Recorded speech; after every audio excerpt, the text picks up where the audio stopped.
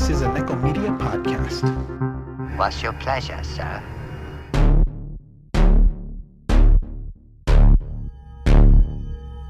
Welcome, Cinephiles and Cenobites.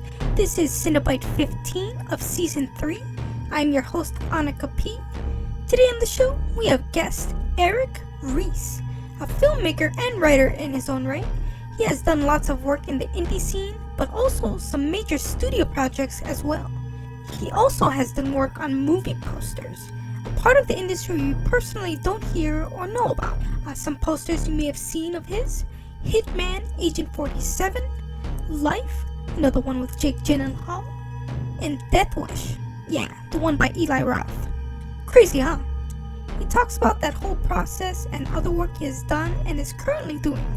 Really interesting work. You'll want to listen to this talk. Here it is, our conversation with Erik Ries.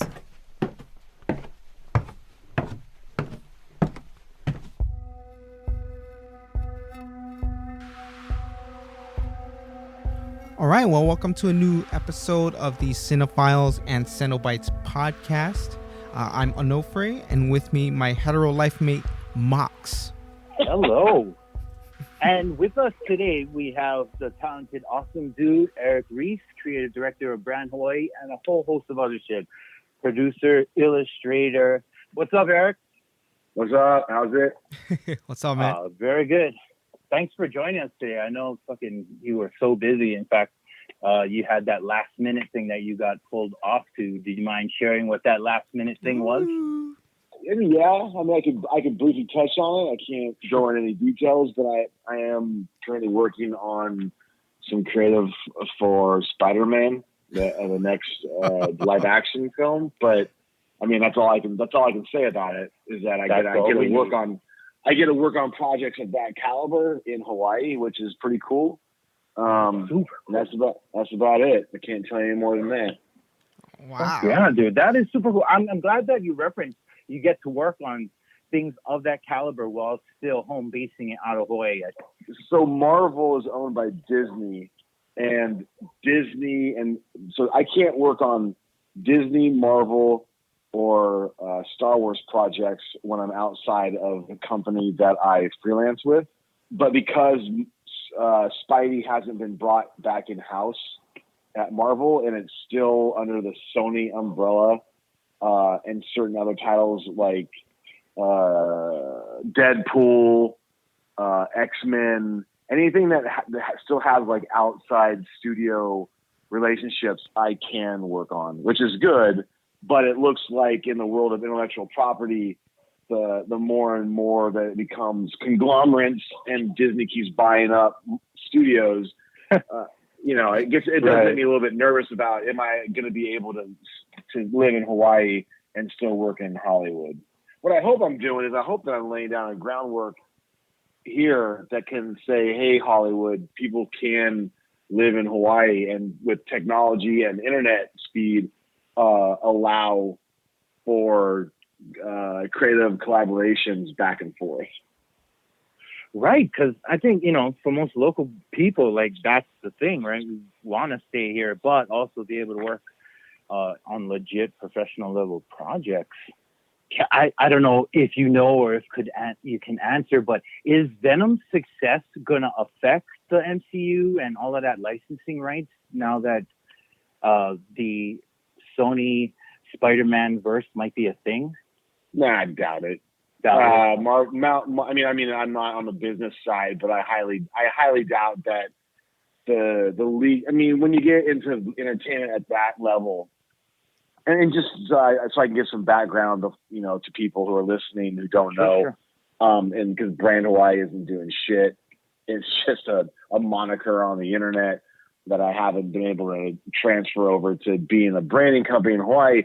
I do entertainment advertising. So long story short, I make movie posters.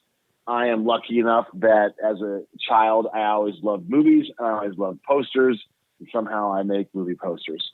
I am not in legal. I do have an undergrad in marketing. So I do understand a bit of the complexities when it comes to how studios have to relate to one another on like coexisting entities, but I am not legal. So something like the success of Venom, I mean, I haven't seen it yet, and I want to, is that I think that part of the success is that it is a Marvel entity, even though another studio is producing it. Marvel, and I'm lucky enough to have relationships inside of their entity at high enough levels through my friend Nate Moore, who's the EVP of content development at Marvel. He's the guy who is the executive producer for Black Panther, who actually made it happen, brought in Ryan Coogler, then brought in Joe Robert Cole, who's now a friend of mine, talking to someone like Eric Pearson at this year's Ohina Labs. Like, they have pushed the envelope on just good storytelling, regardless of what the genre is. Right. And because they do that, means that anybody who has a relationship with them is probably being pushed to tell a better story. So I would say that the inverse is the actual reality, as opposed to the question that you put in front of me. Is that is the MCU in jeopardy of losing anything because other studios are making good content with their IP? I would push back and say the other studios are probably making better content with MCU property because MCU is so good at making their stories. Interesting. Yeah. They definitely have raised the bar and lifted the game as far as that's concerned. I'm glad you gave some background on yourself. Did you always kind of know you wanted to be in the art department and things of that nature? Because I know you are also a writer. I guess when I was a kid, my mom found something that said preschool. When I grow up, I want to either be a fireman or an artist. I'm not a fireman, so I make art. So I guess I'm an artist. But I've always wanted to be in movies, so I'm not just I don't sit and write because I need to write. I'm writing because there was a dream that I had. But I woke up and it was so lucid that I needed to put it down on paper. And then I ran it by some people in Hollywood and some people here. And they were like, yeah, that's a fucking good story. You should tell it. So you should write it. And so I started writing it. And then I was like, well, if I'm going to write it, I'm going to direct it. If I'm going to direct it, I'm going to be in it. Because I've always wanted to be in front of the camera. Mm-hmm. But I also think that's a byproduct of just pop culture. I think everybody wants to be an actor or in front of the camera at some level because we're just inundated with TV. First it was like, TV and movies, and then, the internet came around, and now you've got people just, it's like selfies are so big. Everybody wants to be somebody, but I don't want to be in front of the camera unless I'm doing something really good. And I want to and if I'm going to be good, that means I have to have a team around me that's got to be good. So I haven't always wanted to be a writer. I just have a story that I had. It all came from a dream that I had after I moved to Hawaii. And it was a dream that was so vivid that I ended up putting it past Max Ebersbach, who is part of Pacific Music Productions, who is a audio recording studio here in Hawaii, does all of Hawaiian Airlines stuff, does a lot of stuff for MVMP, Anthology. They do all the Ohina sound work. And then he was like, hey, you should tell Gerard Elmore, who is our executive director at Ohina, about this story. I told him, and Gerard's like, yeah, it's a good story. And then my buddy Nate came out from Marvel after he was done with post-production on Captain Marvel Winter Soldier, which is his first producer role. And I told him a story, and he was like, yeah, if you like it, it's a good story. If you want to write it, here's some books. And if you want me to read it, then I'll read it.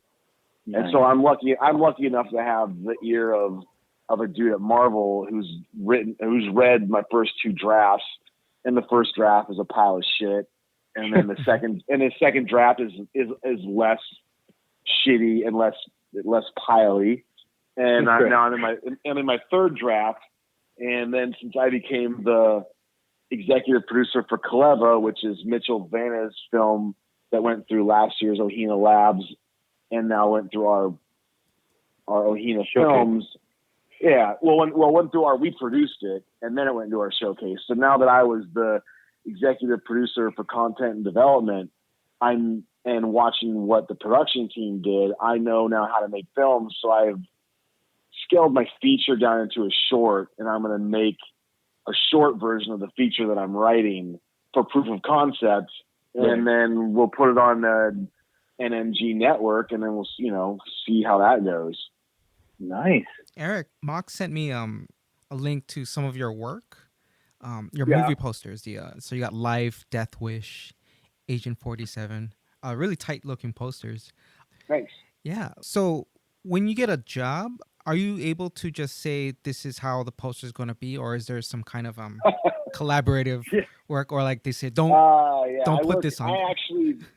I actually work for I'm freelance. A creative agency in Hollywood called Bond. Their website is wearebond.com. They're absolutely amazing. A friend of mine is one of the partners in it. All the partners are friends of mine now, but he's been a friend of mine for a long time. I used to work for him when I first moved to LA, coming back from New York. It's like a shot in the dark. I worked on with them, for example, I worked on so many titles. All those titles those four that you just saw, those are called finishes. Oh, okay. So a finish is the one that goes to print. There's a lot of versions of finishes now. You got your teaser finish, you got your character finish, you got your outdoor finish, you got your billboards, you got your bus wraps, you got your bus shelters, you got all this stuff. You do the best at, they give you the client hopefully gives you a brief. They tell you where they want you to go. You start building, and you hope that you end up winning. But two examples bury in it. On the first round of Suicide Squad, for Bond, and we had the head of marketing for, what is that? Who is that? That's Warner Brothers. He came in, and we had something like 205 posters printed out on the wall. 205 fully fleshed out, realized posters that easily could have gone to print as their campaign. And that's round one. That campaign probably went 150 rounds. Wow. Jesus, with 200 samples each? No, not each one would have 200, but in the beginning, everybody's swinging for the fences. You're trying to hit a home run, but the process usually is studios have money. They give marketing a certain budget. Marketing needs to use a certain amount of money. They're going to use it all up. Even if they saw a winner in round one, they're still going to go a whole bunch of rounds and put that thing through test audiences to see how it performs and say, what do you see when what do you feel when you see this poster? And then you can also tell, in my mind, you can tell if a movie's going to be good or not, depending on how concise the campaign is. If the campaign is really just, hey, it's red, white, and blue, and here's a certain style, then the movie's probably going to be pretty good. If you end up seeing hey, here's a character poster set, and then here's a new one, it looks totally different, and then here's the outdoor advertising, here's a new one, and you've got all these different competing advertising, it ends up probably not the best movie, because now you can see them trying to get all kinds of people to come in and watch it through advertising. Right. So that's one example. So now another example would be the same studio came in a day before Memorial Weekend a year ago, and we weren't working on it. They were like, hey, do you guys want to help us try and solve the problem from Dunkirk? And in Hollywood, you always say yes. So you're like, yes, we do. And they're like, well, we need it. But Memorial Day weekend is Friday, Saturday, Sunday, Monday. You come back to work on Tuesday. They came in on like a Thursday, Friday, and they're like, well, we need it. We need it when we come into the office Tuesday morning. So that means we had to work all Memorial weekend, and we're like, well, when is this thing going to print? And they're like, we're gonna make our selections, and we're going to print Tuesday afternoon. Wow. So that was because Christopher Nolan gets to say what the advertising campaign is, because he's such a strong filmmaker. He knows what the story is about. And the problem they were running into was that the current advertising campaign for Dunkirk at that moment when they walked in was that it was a drama that was skewing towards the British version of Saving Private Ryan. You know, Right. A World War II, not documentary thing, but is supposed to show you the guts and the gore of World War II. And then I guess Nolan was like, no, that's not what the movie is. The movie is suspense drama thriller. So the head of marketing was like, well, how do you end up making a historical event that you know the end to? Like, you can look it up online. You can Google it. Wikipedia will give you, the Battle of Dunkirk, and it'll tell you what happened. So how do you make a historical event into a drama thriller suspense film? Over 2 days, we were working on print and someone else was working on trailers. They ended up doing that. Like the trailer ended up, it was all about, like, if you watch it again, the audio is all about a ticking clock. There's a ticking clock throughout there's a stopwatch that's going from the moment sound goes until the end of the movie, because it's all about, there's a timeline and how are you going to make it out of there alive or not? And so they had to reposition the whole thing. So the first example was, what did I say? Round one was 205 full campaigns. And then it went like 100 and some odd rounds. And then the inverse of that is Dunkirk, which went probably 100 and some odd rounds and had a full campaign. Came down to that last weekend was, no, this isn't working. We need something that works, and we need to have it work in the next 3 days. So when you're asking me, like, well, how does a poster work? Do they tell you? And I say, this is how it's going to look. There is no rules to the game. There is no normal starting kickoff. There's no normal ending. It's Hollywood. It's a crazy industry. You just say yes, and you just keep moving forward, and you make the best work you possibly can, and hope that it gets a finish. Wow. Reese, you said in Hollywood, you always say yes. Is there any reason why? And, do you mean literally, like, anybody asks you, hey, you want to do this job? You just say yes, hands down, whether you like the project or not? I mean, I'm speaking from my friend who, like, from us taking, like, advertising projects. I was younger. I was younger when I first met him, and I was going through a shitty time in a past relationship. And I was the head of MGM Home Entertainment for that company, not for MGM, but for the company that I was working for. Right. Oh, right. And I would just, I'd be working on the repackaging for Escape from New York, or the Good, Bad, and the Ugly, or, Bowling for Columbine. And the client would call in and say, hey, can you do this? And I don't have the ability to say yes or no, because back then I was a junior designer or a junior art director. And I'm like, man, I got a fucking wife. I never see her. I got a weekend that I want to do stuff. And he's like, you always say yes, because you never know if you're going to get asked again. And that was just on the print, on the advertising side. And then when I flew out to Atlanta to go watch Captain America Civil War being filmed with my buddy, so I could learn how filmmaking was. I went to a barbecue with a bunch of the stunt guys from that film, and the head of the stunt team had just flown back in to Atlanta from Canada, where he was up there finalizing the bear fight scene for Revenant. And I'm listening to all the stunt guys talking about, it was the same kind of frustrated talk, which is, man, we're always yesterday we had or tomorrow we're gonna have a split day, which means we got to go into to shoot at 3 in the afternoon. We won't get out till 3 a.m. But then the next day we got to have a normal day, which means we got to show back up at 7, so we can start shooting at 8.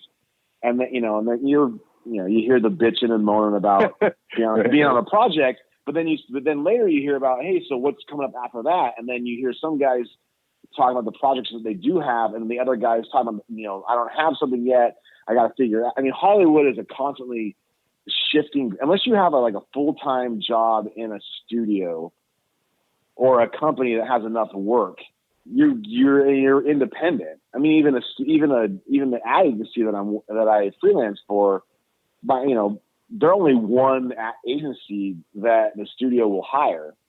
Right. I mean, so when we worked on Dunkirk, Warner Brothers also had 4 other studios working all weekend on it.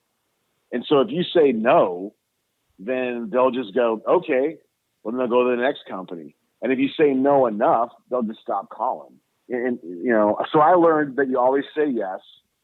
You always do as much work as possible. You work your ass off and you make sure that you're trying to do your best.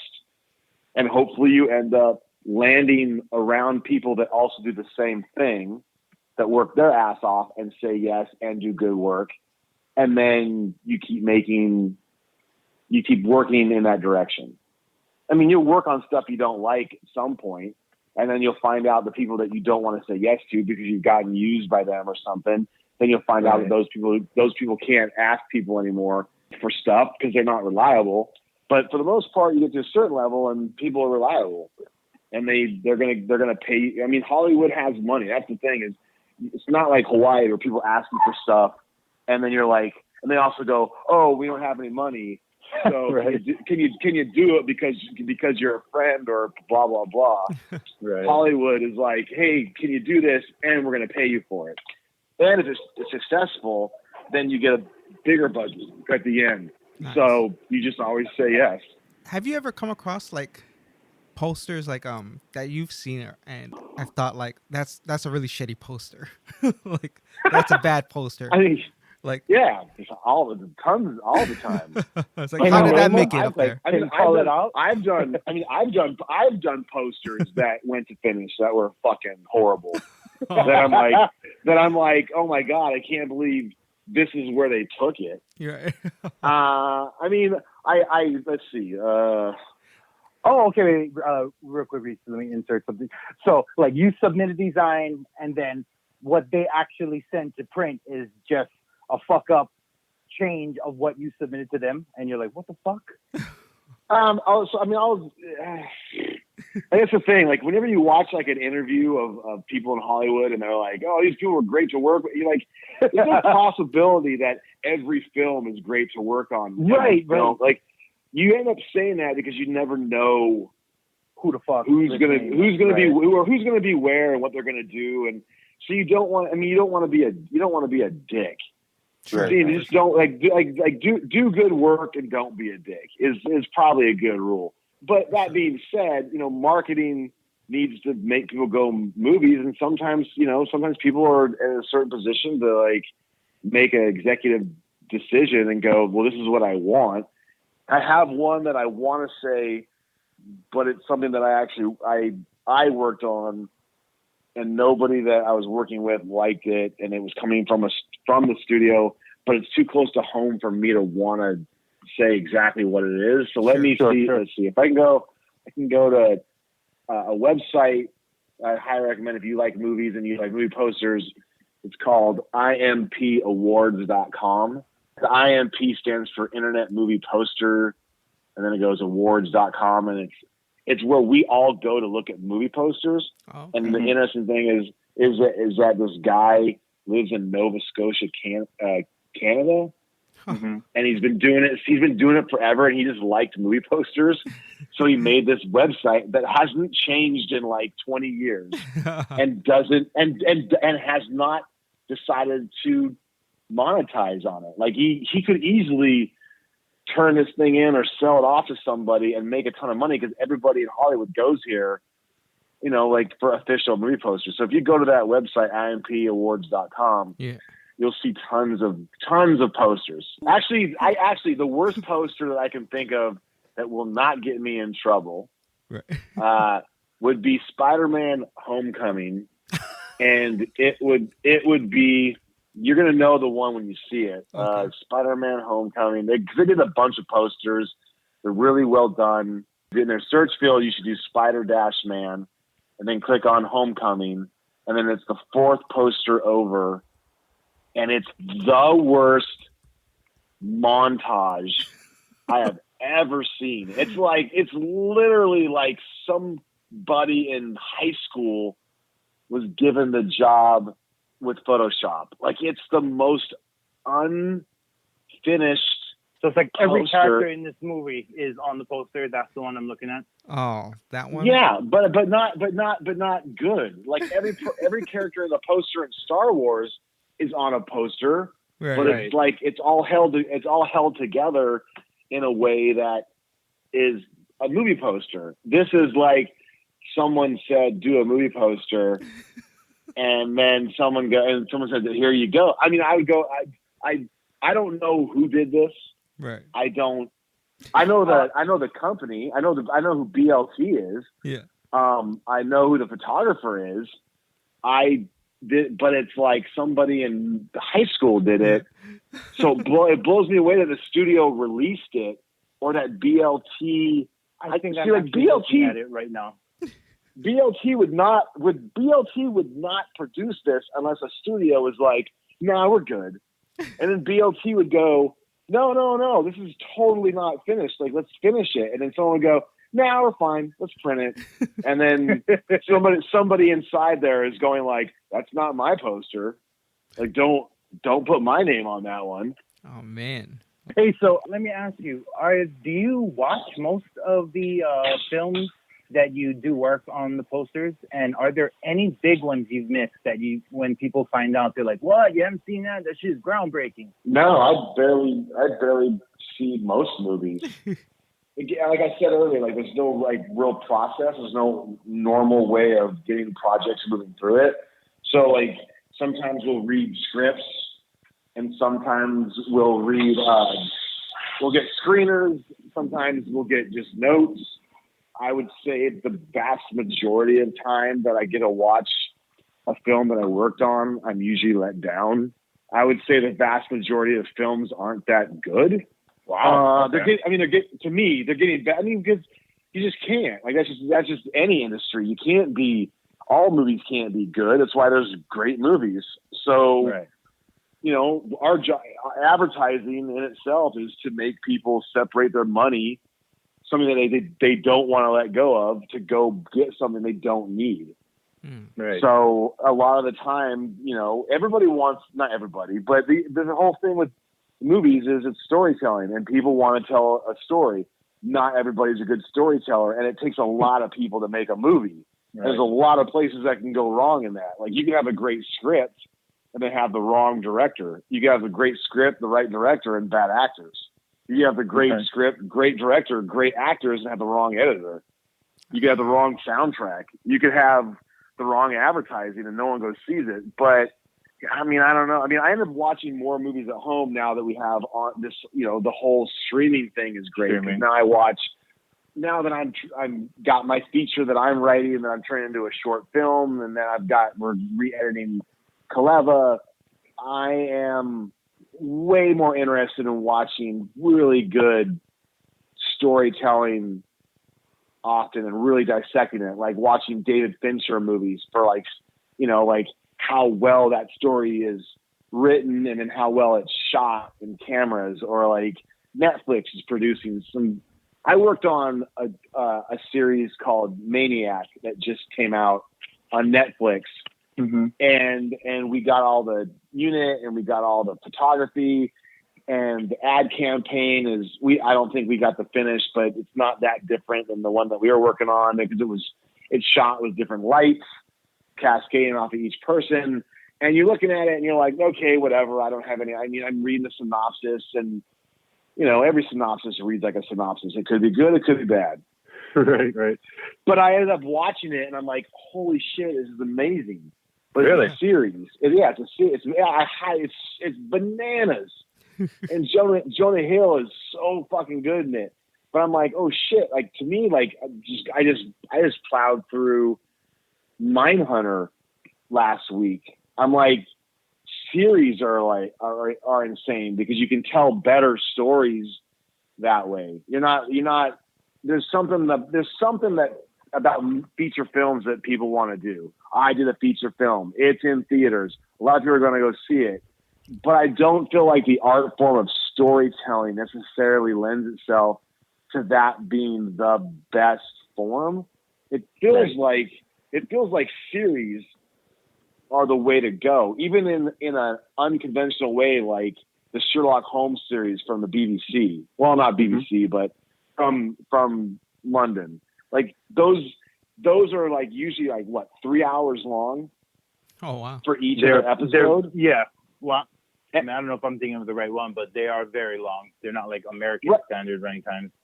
Right, and their season isn't like American seasons either. It's not like it's like 8 or 6, right? It's not 12. It's like 6 or 5, and you're like, well, there's only 5 episodes, but then each episode's like 3 hours long. but each episode is like 3 episodes in one. Like I've smoked some weed and watched Sherlock Holmes, and halfway through the episode, I forgot what I was watching because the first story that they tell is a different story than the one in the middle. It's different than the one in the end, but they all tie together, and like it's a really interesting way to tell a story. So you think after you do your short and your feature, you would want to pivot into more season-based kind of narrative? Well, I'm trying to dissect what I'm trying to do with my story. Like, so my story is, like, I work in entertainment. I'd like to make a movie. I'm going to be in it. I'm going to direct it. Hopefully, if I suck, someone will tell me, and then I'll pull myself out and put somebody else in. But at this point, it's a short, so who gives a shit until we go to a feature. But it's basically Snatch meets The Descendants in Hawaii. Oh. So it's a crime comedy. It's a dark crime comedy set in Hawaii. It's positioned so that like Snatch or Lock, Stock, and Two Smoking Barrels. They're fun. It's a world that you don't really know about, but you can relate to. But it's all about crime, like the crime world in Hawaii. But then it's also the crime funds the Kingdom of Hawaii's movement to take back Hawaii from the U.S. government. Mm-hmm. And so like they're related. And then also the governor, so the head of the crime organization is also the governor of Hawaii, who's also the head of the Kingdom of Hawaii. Oh wow. And so while you're telling these hopefully fun stories, the audience is also learning about the illegal occupation and overthrow of the Kingdom of Hawaii, because you wouldn't have, the organized crime here if it wasn't for the fact that it was overthrown and people were put into suppression. Like you would, like it's all in. So yeah, I'm trying to tell a story that's fun, but also educational. Right. And to a certain level. Like you don't want to be like, preaching or right. I take my time and space in Hawaii very appreciatively. Like I'm honored to be here, and I'm honored to have learned a lot more than I expected to by moving here. So as I think about a feature, I'm like, is that really the best way for people to consume the story that I want to do? If I do a short film version of my feature, and that's about 15 to 20 minutes, if people like it, I could just turn it into a series. And then I could just try and sell that series on Netflix or Hulu or Yahoo, or not Yahoo, or Amazon, or any of these streaming things. Or I could just go, since we're trying to create our own content here in Hawaii, and NMG Network is doing a platform with in-room their own online and in-room distribution, we could just flip the model and, basically go, hey, we saw what HBO used to do and we saw what Netflix is doing now. Well, we can do our own little thing here in Hawaii, and then we can try and package it and sell it to Netflix and then get money from that, but just focus on making good stories here. Like, do I need to go into, because the liability of going in and doing a feature is heavy. Studios got to go in, they got to rent out theater space. From what I understand, theaters actually don't make any money from the movie during the opening weekend or the opening month. It's all concessions. Like, it's a wash for them. Right. So I don't know, is that model, I like going to movies, but I bought Movie Pass it's probably coming up on a year. I've seen 2 movies with Movie Pass. Oh. Dang. From what you've explained about your story, I think you're right. I think your narrative would lend itself better to a series, so you can kind of delve into the breadth and depth that your story kind of encompasses. So there's the ego part of it too. I mean, there's people want to do movies. It's the biggest way of doing something, right? It's a room full of people all around the world, and it's for a limited time. I mean, really what I'd want to do is like do it as a feature and then make a series out of it. If you were like shooting for a pie in the sky, that's what I'd want to do. I'd want to do the whole thing first, like just do but I'm trying to recognize the fact that there is no right or wrong anymore. You can there's a lot of ways let me use a horrible analogy. A lot of ways to skin a cat. It's such an old stupid saying, but it's fucking real. Right. There you go. Right. I mean, so much more options these days, right? But I mean, I think that sounds great, right? Start with the short proof of concept, get the feature out, get the accolades in your audience, and then you and Nella Media Group can put out this series and try to get it on other platforms while building the localized platform and opening the door for like other filmmakers locally. That's fucking dope too. Yeah. Oh, part of it is to like, I went and pitched the idea randomly. I was at a smaller studio or a production company. I forget what they are. Probably, I don't know. They did Lucky Number 11. Oh, nice. Okay. Yeah. So they do movies like that, which totally fits my genre. Right. And they brought me in to talk about something else, like marketing, advertising, product or something. And I just in passing, I pitched him my idea, and the first thing the guy said was, "But does it have to be filmed in Hawaii?" And I was like, I mean, but at that point, there wasn't the Kingdom of Hawaii relationship. Element, it was just a dark crime comedy. But part of the idea is that I want this story to be solid enough that if somebody was to, like an A24 that pitches to them and they go, "Hey, we like this, we want to make it," I would say, good. Well, it has to be made in Hawaii, and it has to be made with, this Ohina team, and we also need I want writers, so I want to make it normal, like a normal process. We have people ready to go. And then, so you fly, we get a bigger budget, and then we bring that money out to Hawaii, and then people start learning the process. And then you get like junior writers who are just there to help conceptualize workarounds, because you're going to run into a problem during production, and you got to solve it in real time. And then when the bigger team leaves, there's a bunch of people here who got experience and money, and it stays. And then we market it from here so that the money comes back to Hawaii, and people, don't have to work 5 jobs. They can have a normal career of working one. And, and something that they probably love or that they dreamed of, right? Without having to leave home, and also tell stories about home. Yeah. Well, I mean, I would also recommend that anybody who wants to be in entertainment should probably leave Hawaii for a while and go to LA or New York, and then get experience and then come back. I mean, it's not often that someone like me, or not someone like me, that somebody gets an opportunity like me to work in Hollywood, but live in Hawaii and go back and forth. I came from New York to LA, and decided to move to Hawaii and then decided to like stay working in it. So anybody who there's a pace to making entertainment that people in Hawaii just don't know and don't get unless they've left.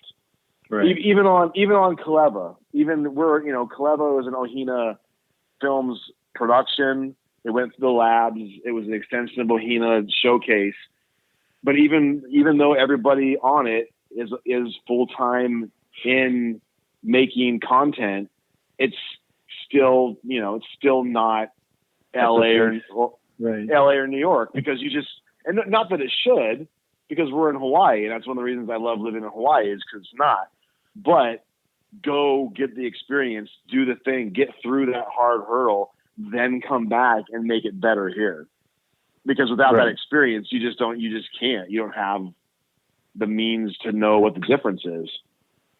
Right. I mean, there's probably important things you'd learn there at that pace, right? That could help you, I guess, kind of build from the ground up here, since we don't really have an established system down here. Yet.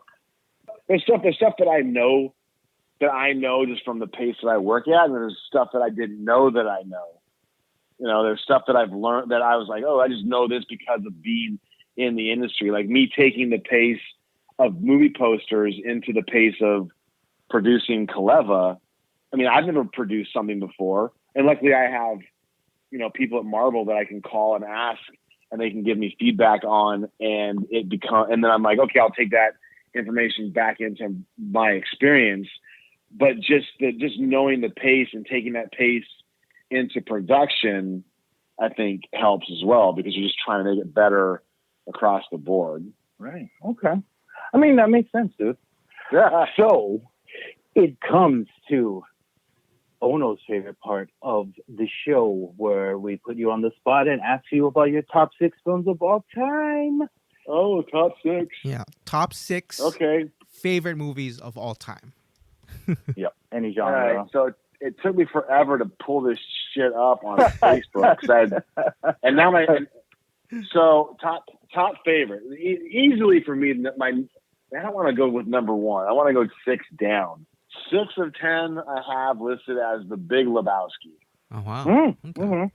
Which I used to watch I watched Caddyshack all the time in college, but that didn't make the top 6. So The Big Lebowski is number 6.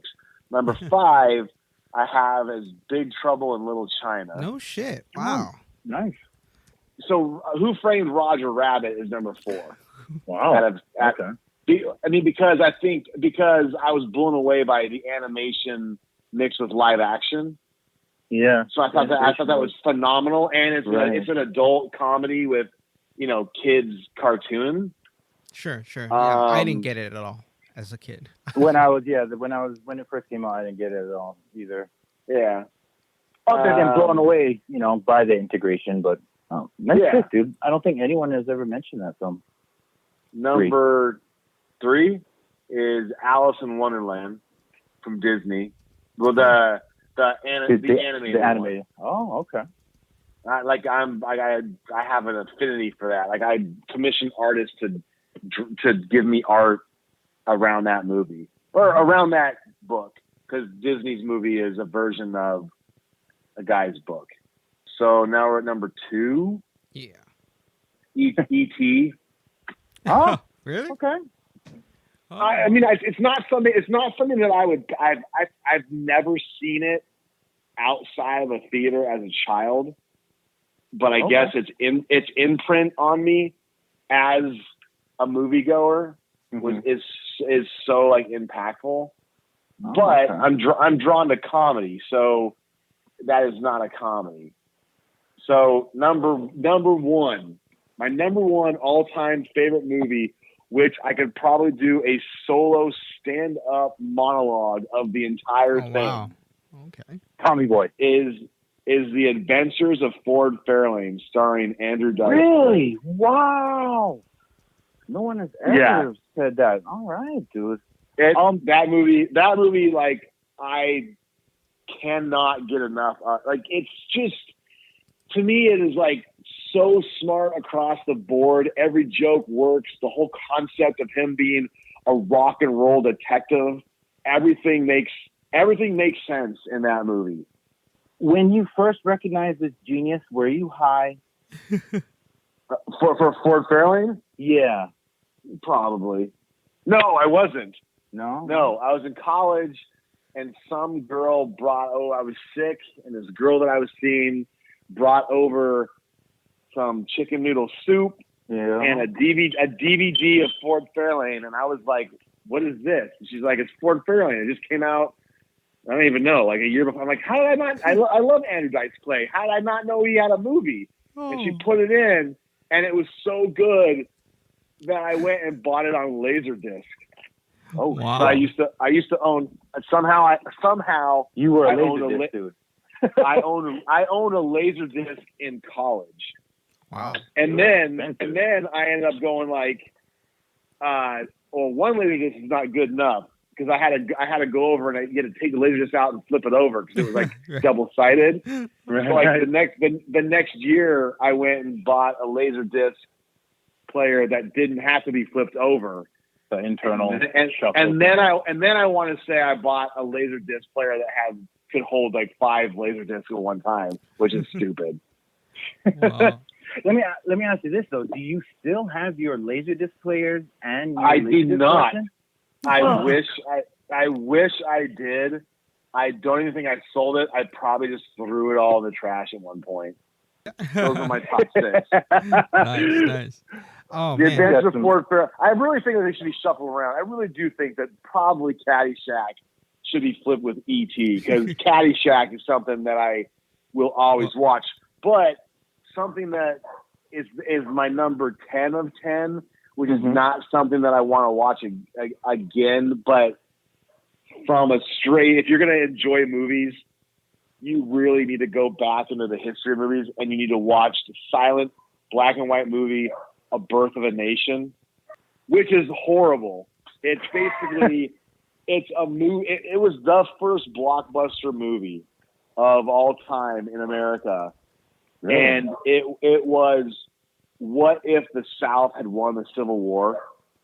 Oh, interesting premise. And it has cast of 1,000 and not a single black person is played by a black person. Oh, so it's all face. white people. It's all white people in blackface. All black men are raping white women. All black women are basically just evil. Like they just want to sleep with white men. And you have to watch it not because it's entertaining, but because of what it says about white supremacy as the backbone of America. Right. And that this movie came out after the Civil War and was still a blockbuster nationwide. And you're like, you watch it and you hate watching it, but it had such an impact on me that it's not fun. It's not like a fun movie to watch because it's silent, so you got to read it. And we're so used to like Jerry Bruckheimer and Michael Bay and shit exploding that you're like, okay, whatever. But it's such an important movie because it was groundbreaking for for what it did in terms of like a budget to produce and just what it uncovers about the history of the colonialism of America and its segregation and its white supremacy that, you know, when people try and say that America is not based on that, you're like, no, shut the fuck up. Go learn something. Go watch this. You know what America's always been about. Hey, do you have a working title that you mind sharing about your personal film? Yeah, my film is currently titled Of Resolution and Discovery. Can either of you guys tell me what Resolution and Discovery is? No. Sounds like a name of a boat, ship. Nothing comes to mind. No. Yeah. It's the 2 ships that Captain Cook sailed in on. Really? Oh, cool. Wow. Okay. Yeah. He landed in Kauai, and then from Kauai he went to the Big Island, and because So the working title is Of Resolution and Discovery, because it's the cause and effect. So because of resolution and discovery, the effect is the suppression of the Hawaiian culture and its people, and thus they need to get it back, and then they get it back to this way. But my short film is a derivative of that, which is called the R&D, which ends up being the boat that somebody in the movie is on, who represents the colonialism of Hawaii, who's an Englishman, and his boat is called the R&D, which is harbored at the Waikiki Yacht Club. So that's the shorter version for the short film. Nice. And the idea is that that's part of the reveal. The reveal is what the name of the boats are and what their meaning is at the end.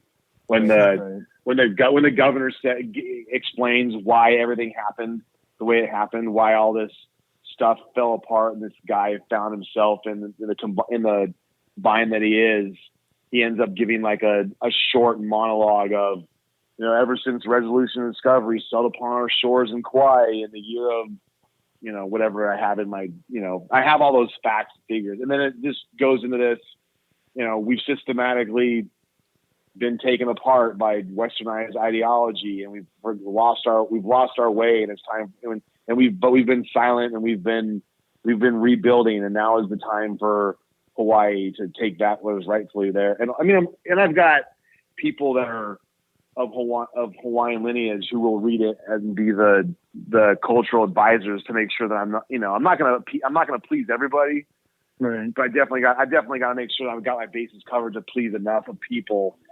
Trying to help people learn about what happened here in a fun way, but doing it respectfully about the culture that I'm trying to put a spotlight advocate on. Right.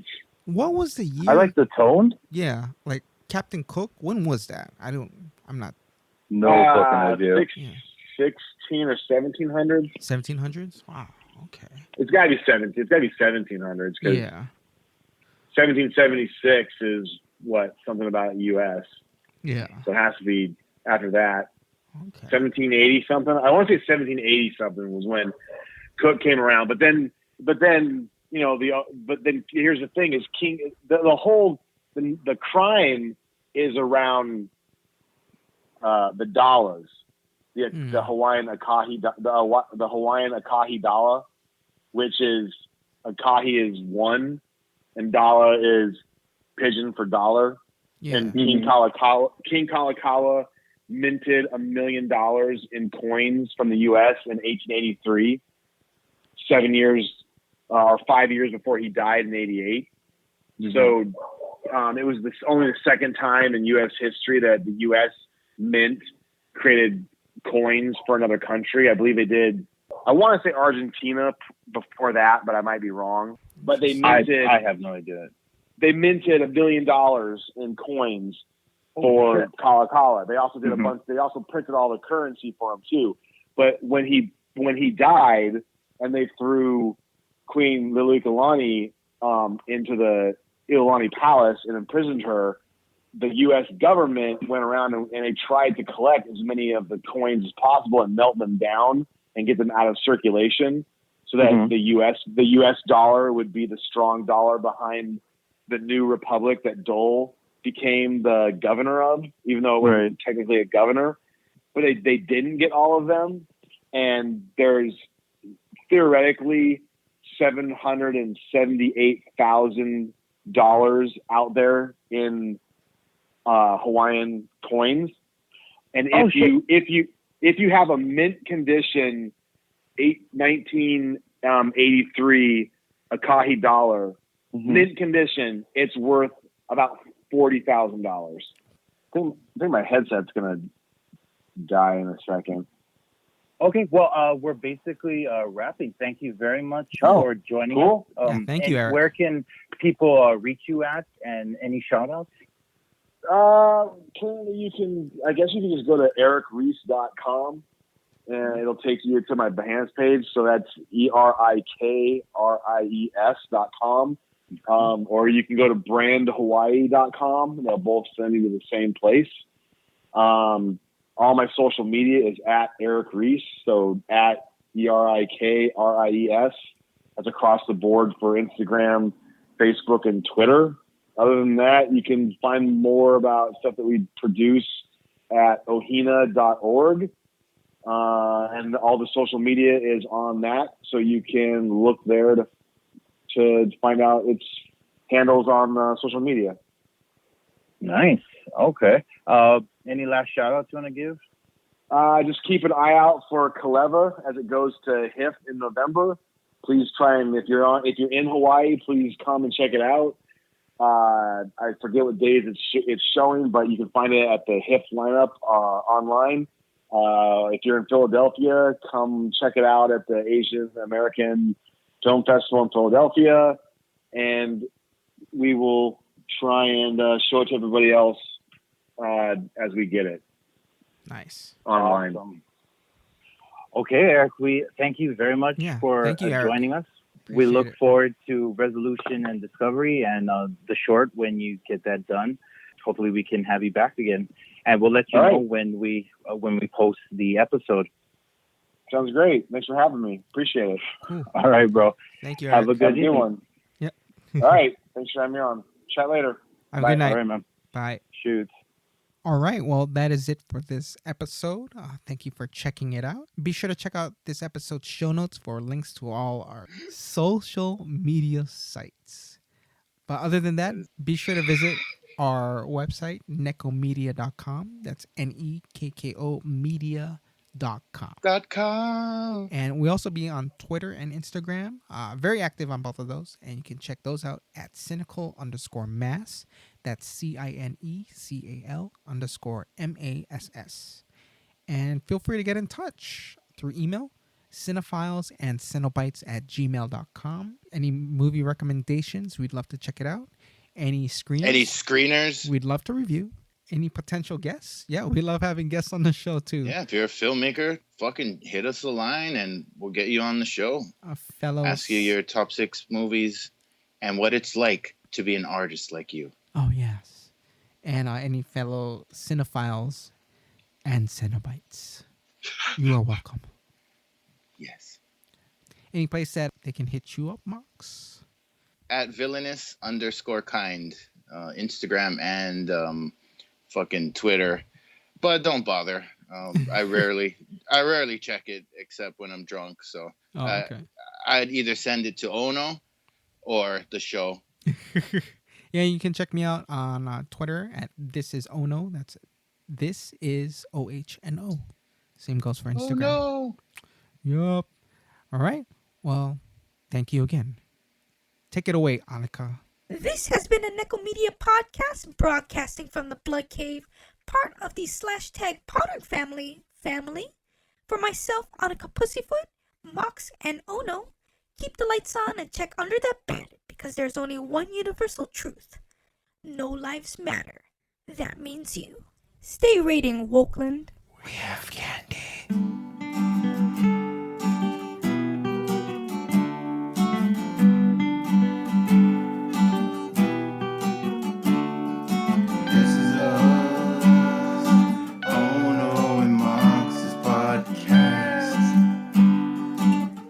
Sounds like crap leaving